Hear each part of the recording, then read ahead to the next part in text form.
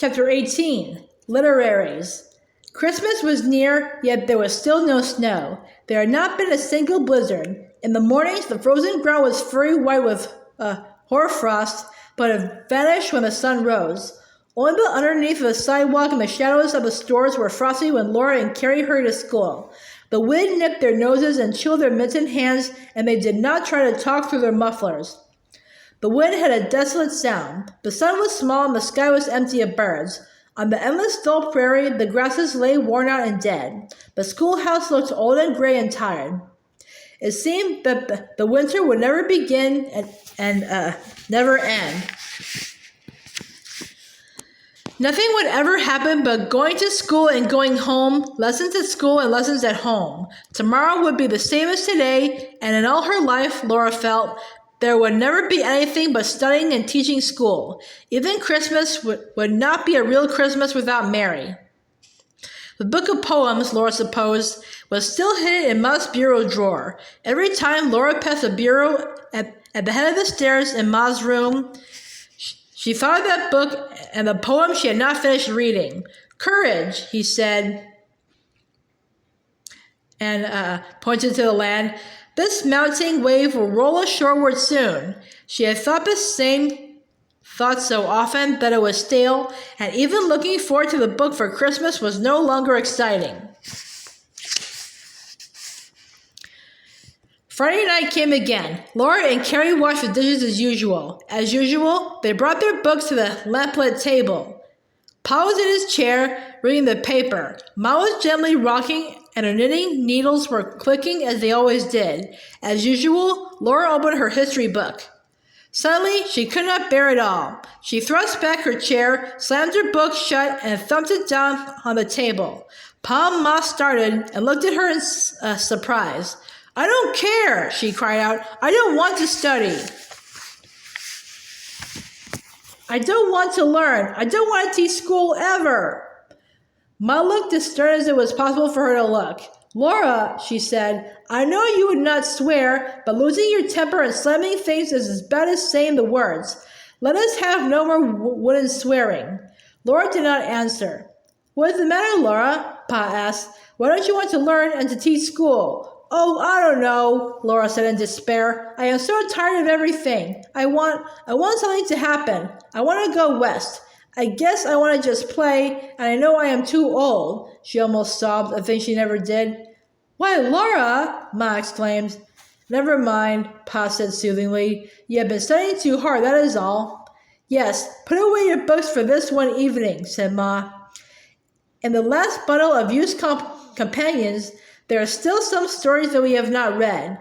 You may read one to us, Laura. Wouldn't you like that? Yes, Ma, Laura answered hopelessly. Even reading a story was not what she wanted. She did not know what she wanted, but she knew she could not have it, whatever it was. She got the used companions and pulled her chair to the table again. You choose the story you want, Carrie.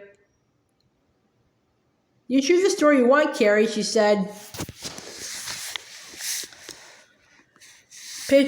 Patiently, she read aloud, while Carrie and Grace listened wide-eyed and Ma's rocker swayed and her knitting needles clicked. Pa had gone across the street to spend an evening talking with the men around the stove in Flora's hardware store.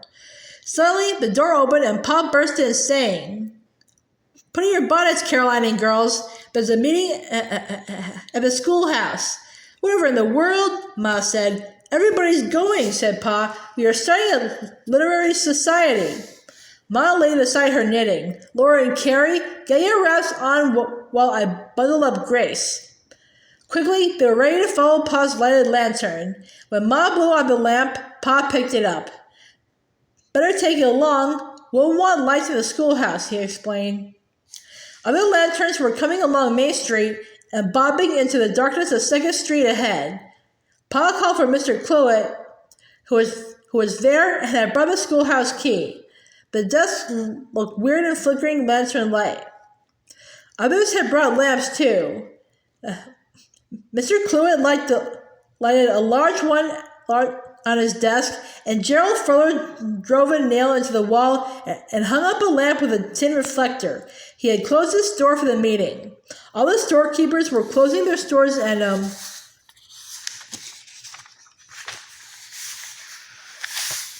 coming. Almost everyone in town was coming. Pa's lamp helped the lanterns to make the schoolhouse quite light. The seats were filled and men were standing thick behind them when Mr. Cluett called the room to order. He said that the purpose of this meeting was to organize a literary society. The first thing in order, he said, will be a roll call of members. I will then hear nominations for temporary chairman. The temporary chairman will take charge, and we will then proceed to nominate and ballot for permanent officers. Everyone was a little taken aback and felt less jolly, but it was an interesting question who could be elected president. Then Pa stood up by his seat and said, Mr. Cluett and town folks, what we've come here for is some fun to liven us up. It does not seem necessary to organize anything. For what I've seen, Pa went on, the trouble with organizing a thing is that pretty soon folks get to pay more attention to the organization than to what they're organized for. I take it we're pretty well agreed right now onto what we want. If we start organizing and electing, the chances are we won't be as well agreed on who should be elected to fill office. So I suggest let's just go straight ahead and do what we want to do without any officers. We got a school teacher, Mr. Cluett, to act as leader. Let him give out a program every meeting, the next meeting. Anybody that gets a good idea can speak up for it, and anybody that's called on will pitch in and do his share in the programs that the best he can to give everybody a good time.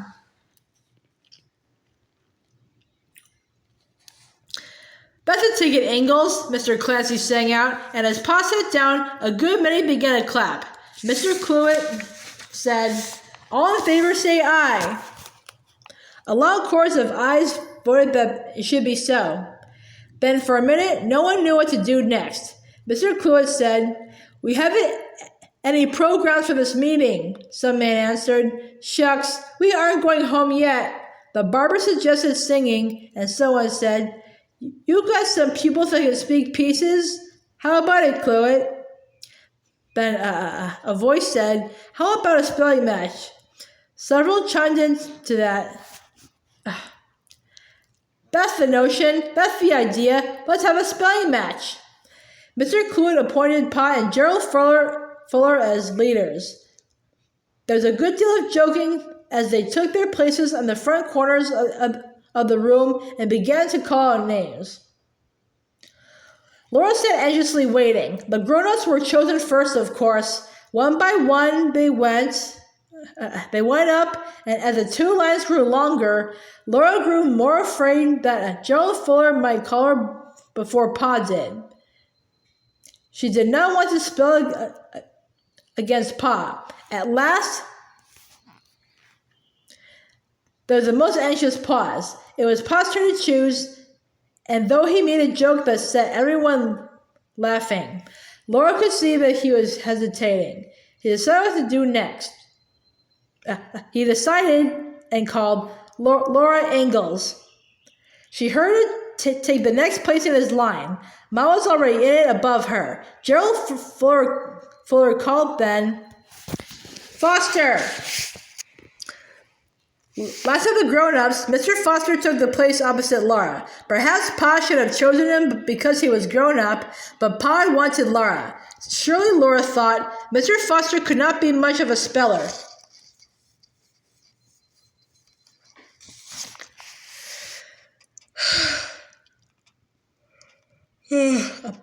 He was one of the homesteaders who drove oxen, and last winter he had stupidly jumped off Almanzo Wilder's horse, Lady, and let her run away while he fired at the antelope herd, though he was not within range.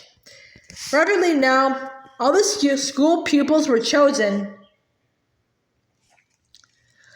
even the smallest. The 2 lines went from the teacher's desk all around the wall to the door. Then Mr. Cluett opened the speller.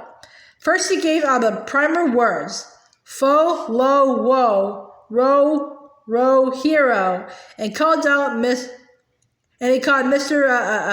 Barclay.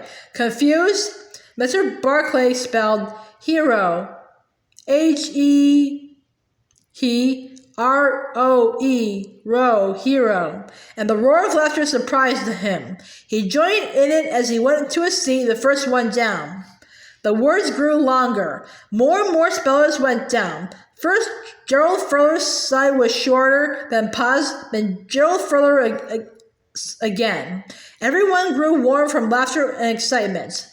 Laura was in her element. She loved to spell. Her toes on a crack on the floor and her hands behind her, she spelled every word that came to her.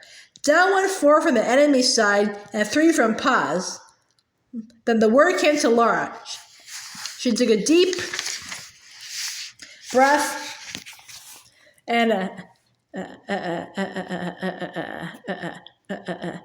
Ghibli spelled differentiation. D-I-F, diff, F-E-R, fur, differ, E-N-T, and different,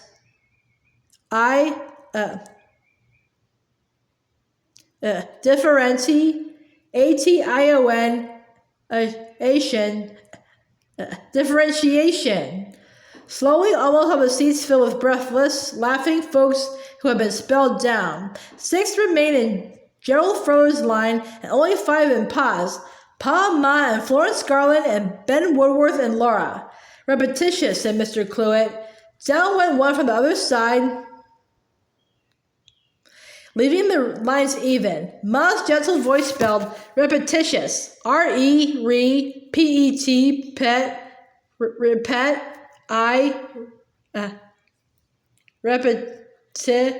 T-I-O-U-S, shis, repetitious. Mimosacious, said Mr. Cluett. Gerald Furler spelled mimosacious. M-I-M, mim, O-S-A, mimosa, T-I. He was watching Mr. Cluett. No, S-I, he began again. That's got me beat, he said, and sat down. Mimosacious, said Florence Garland. M-I-N, mim, O-S-A, mimosa, T-E, and she had been a school teacher. The next one was Gerald Furler's on Furler's side went down, then Ben shook his head and quit without trying. Laura stood straighter, waiting to spell the word. Now, at the head of the other line, Mr. Foster began. Mimosacious, M-O,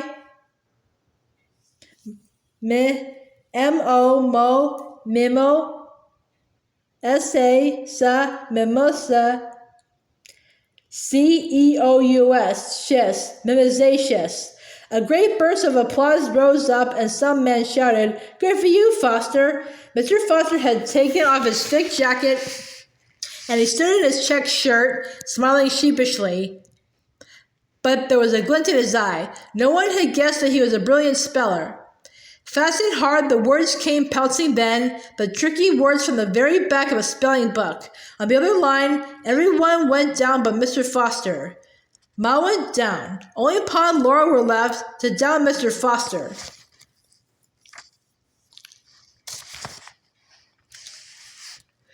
Not one of them missed a word. In breathless silence, Pa spelled, Mr. Foster spelled, Laura spelled, then Mr. Foster again. He was 1 against 2. It seemed that they could not beat him. Then, Xantiphil, said Mr. Cluett. It was Laura's turn. Xantiphil, she said. To her surprise, she was suddenly confused. Her eyes shut. She could almost see the word on the speller's last page, but she could not think. It seemed that she stood a long time in a dreadful silence full of watching eyes. Xantiphil, she said, again desperately, and she spelled quickly, X-A-N, Zan, T-H-O, Tho, Xantho, P-H. Wildly she thought, Grickophil, and in a rush she ended, I.L.? Mr. Cloyd shook his head. Trembling, Laura sat down. Now there was only Pa left. Mr. Foster cleared his throat. Xanthophyll, he said. X-A-N-T-H-O, Xantho, P-H-Y. Laura could not breathe. No one breathed. L, said Mr. Foster. Mr. Cluey waited. Mr. Foster waited too. It seemed that the waiting lasted forever. At last Mr. Foster said, well then, beach, and he sat down. The crowd applauded him anyway for what he had done. He had won respect that night. Xanthophyll, said Pa. It seems impossible now that anyone could spell that dreadful word, but Laura thought, Pa can, he must, he's got to. X-A-N, Zan, said Pa. T-H-O, Xantho, P-H-Y. He seemed slower, perhaps, than he was. Double L, he said. Mr. Cloyd clapped the speller shut. There had never been such thundering applause as that applause for Pa. He had spelled down the whole town. Then, still warm and all stirred up, everyone was getting into raps. I don't know when I had such a good time, Mrs. Bradley said to Ma. The best of it is, to think we'll have another meeting next Friday, said Mrs. Garland. Still talking, the crowd was streaming out and lanterns went jogging toward Main Street. Well, do you feel some better, Laura? Pa asked, and she answered, oh yes. Oh, didn't we have a good time?